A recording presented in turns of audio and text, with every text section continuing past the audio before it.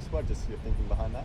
Oh, well, it's just, as we've done, we're trying to stay consistent. In the first test we had 14 players there. In the second test, last we've had 13 players there, and with Josh Hazlewood going down, we had to replace Josh with someone to keep it consistent with the 13.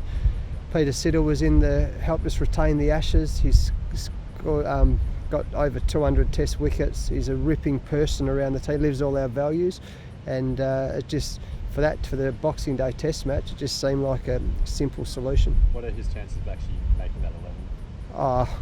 You'd probably imagine a couple of guys have to get injured between now and Boxing Day. I mean, we selected James Pattinson and Michael Nisa. They both haven't played yet, but they'll be in front of him. I mean, that's again about consistency of selection.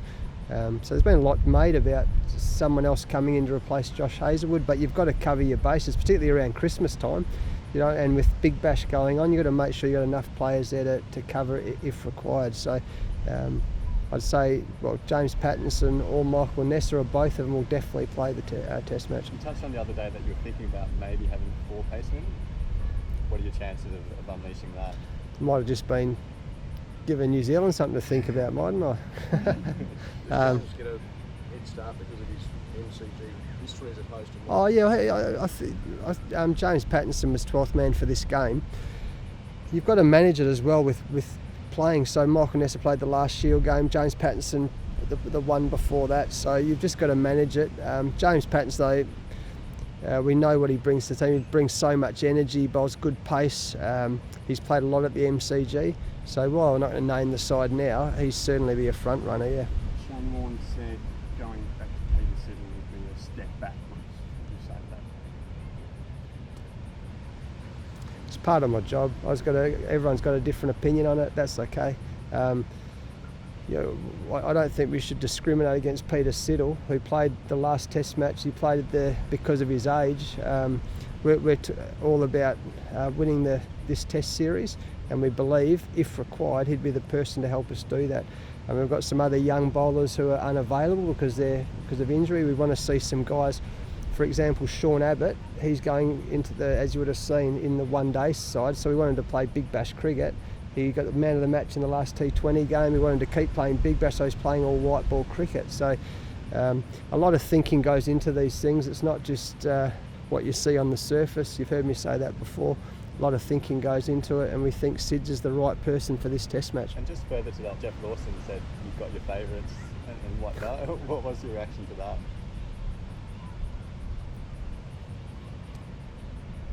It's part of the job. It's part of the job. And I'll just take it on the chin. It's not my style to get personal.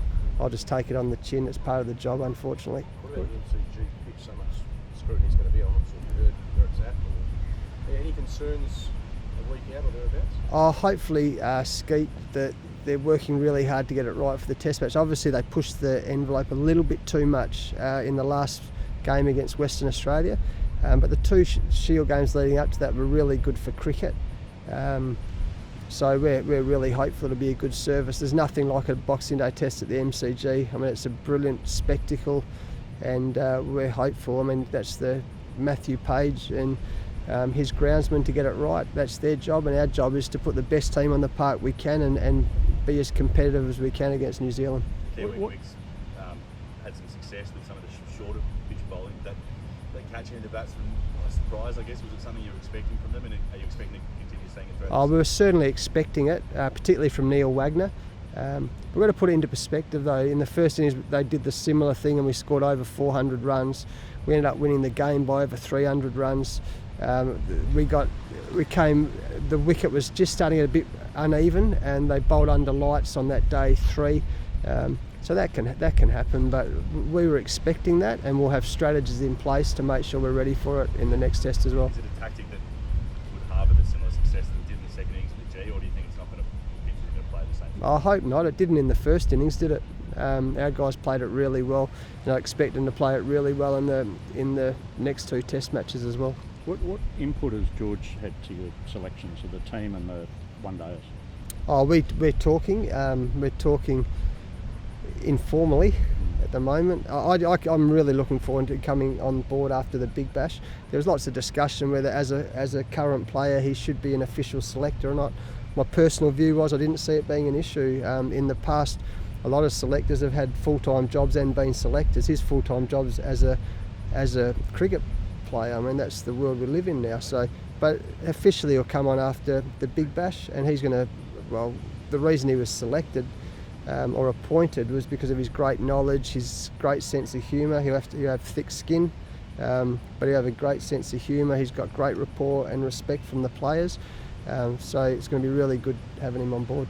You retained the Ashes for the first time in 2 decades over there. You've won 3 times in 4 days. Is it premature to think that this could be one of the very best Australian teams? Oh, it's premature, definitely. I think we're still ranked 4 or 5 in the world in Test cricket. We're getting better at one-day cricket. We're getting better at T20 cricket. So we're at the start of a new journey in this team. But we've got a very good team, haven't we? We've got some excellent fast bowlers. The emergence of Marnus is excellent. Steve and Davey are back, obviously. So we've got a good team, but we're still in the process, and we're moving in the right direction of becoming a really good team. Marnus in the ODI squad, what do you expect to see from him? Well, one, he deserves it. I mean, his one-day record's brilliant for Queensland, and we haven't made. There's 2 things about the one-day team. One, we've got one eye to the T20 World Cup, and we've also talked about being really role specific and looking for guys who can finish. You would have realised with the selection, for example, of Peter Hanscom last year against spin bowling. He's a very, very well respected player of spin bowling. He did a great job for us and was really unlucky to miss out on the World Cup in different conditions. And Marnus is the same. He's a very good player of spin bowling. We're going to India for 3 one-days. He's a good fielder. He bowls leg spin. He gives us some good options, and he's in the form of his life, isn't he? So hopefully that's going to work out to be a good selection as well. And Glenn Maxwell's had such a tough time on and off the field. Where do you see his international future at the moment? Oh, well, obviously we can't wait to see Glenn playing Big Bash again. As I've said many, many times, we love having him in the team. We love his energy. We love his talent. We love what he can bring. But the truth is he hasn't performed very well over the last 12 months or so for the Australian cricket team, and we had to take that into account. And he hadn't played much competitive cricket either, but he hasn't played very well, performed that well. He had a brilliant series in the UAE against Pakistan, but the World Cup and some series before that hasn't been his best. So we're sure he'll get back to his best, and we're looking forward to that. And your decision to stay here during the ODI series, no doubt it's just such a hectic schedule, isn't it? Yeah, I've been on the road for 18 months now, and we've got a lot coming up. And I guess the most important thing about it, one, I can't be telling all our staff to look after themselves and make sure you have time to recharge and have time with your family, and then not do it myself. Otherwise, it'd be a hypocrite. And this is a really good opportunity with the three one-dayers in 10 days or whatever it is. So, and the other part of it is I can't also be wanting to give people opportunities and not give them opportunities. I had the opportunity to do it in the West Indies 4 years ago when Darren Lehman had a short break. So it's going to be a really good opportunity for Andrew McDonald and Graham Hick and Shriyan, and we've got a couple of other guys who are going to help out as well. So really good opportunities. Part of leadership is walking the talk, and I can't just talk a good game and not do it. So it'd be nice to recharge the batteries and get ready for South Africa, New Zealand and everything that's coming up after that. I think Stoinis, one day player of the year, but he's out of the team. What do you want to see from him to get back in there? Well, yeah, I mean, Stoin, we talk about favourites. I mean, I've known Stoin since he's a little kid, so it's really, these are all hard decisions, of course, but he'll be the first to admit he's in there as a batting all-rounder, and his batting results haven't been up to the standard he would expect and we'd expect from him. So he's done a really good job with the ball at different parts, and particularly with his side injuries during the World Cup.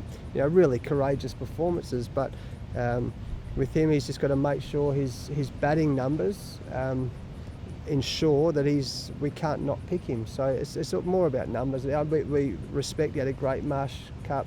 We hope he has another great Big Bash. We know what he can bring to the team, but he hasn't been selected on performance. Hazlewood's in the one-day squad.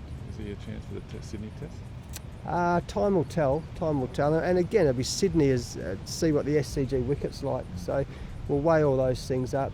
It'd be nice to have Josh back into the one-day squad. He didn't make the World Cup squad, which there's a bit of conjecture about, but he hadn't played much cricket with his back stress fractures. He's bowling really well. I think he was the #1 bowler in the world not that long ago in one-day cricket. So hopefully his hammy will come up, whether it's for Sydney or for certainly those one-days. I know he's excited about being back in the one-day side. Where do you see the Test match future in Perth or next summer, specifically in India? I know you obviously. Can say, Skeet, is that wicket we've just played on was absolutely brilliant. It had pace, it had bounce, it spun as well for Nathan Lyon and Santner. The outfield was brilliant. I thought it was a great spectacle. We had, whilst it sometimes gets disguised in a big stadium, we still had 20,000 people there or around about most days. So look, it was a great venue. It gives us good advantage as a playing the way we play our cricket. We saw it against India last year, we saw it against New Zealand. So it's out of my hands where the tests will be, but we love playing there. Kevin Roberts said the other day that the players wanted to play the first game at the Gabba for 30 years of history, obviously. Do you think, has Optus not quite jumped it, but is it going close to jumping it on that advantage that you have? Yeah, well, I think the truth is, if we could play if it was just about cricket, you'd play at the stadium and you'd play at the Gabba every day of the week, because it's so foreign to a place like us going to India. It spins everywhere. The extra pace and bounce, it gives us an advantage. There is no doubt about that. But I also understand and respect that it's not just about the cricket. There's so many other things. It's complex. It goes into it. But certainly, from a pure cricket perspective, Optus Stadium and the Gabba give us a big advantage. I think you've said that you're there and having that physical that was battle great. again. There's a lot of people who had different views on the Wagner versus Wade. I thought it was absolutely brilliant. Two street fighters going at it. One thing I know, one fact of life is you can't make runs from the change room. You just can't. Well, you can think about it, you can't make runs. And Matthew Wade coming back into Test cricket, and then he got into that mode, I'm giving you nothing, and Wagner's saying, I'm giving you plenty. So I thought it was really, there's different thoughts. I thought it was riveting. I loved it. He's crazy. I wouldn't be just letting him hit me on the body, but he's pretty tough, Wade. He liked the tag of the world's toughest man there that came up a few times, but no, it was good to watch. Did you tell him does it hurt as much getting hit by 120 Ks as 150 Akram and Shoaib? Yeah, well, it might have been mentioned a few times, yeah. So just a big bash question. Sean Marsh, Scorchers make it believe being a former coach letting him get east. Was that just franchise cricket in the modern age? Obviously I was extremely disappointed to see Sean not playing at the Scorchers, but I guess it's the world we live in now. He's showing how well he's played. We talk about Maxi and we talk about Marcus Stoinis, but actually probably the most unlucky two from the last 12 months is Usman Khawaja and Sean Marsh. I mean, they're playing such great cricket. Usby's, it's so in a 3-game series, and you've got David Warner and Aaron Finch and Steve Smith lightly to bat at 3, squeezes those two guys out who have been so important for our one-day side. So Sean's playing really good cricket, isn't he? I'd love to see him still playing for the Scorchers, although I'm not allowed to say that anymore. I'd just like to see him playing good cricket in the Big Bash. So, yeah, time will tell. Having been in that environment with the Scorchers, do you think that they'll be feeling a bit of pressure to back up, to improve on the way last season went?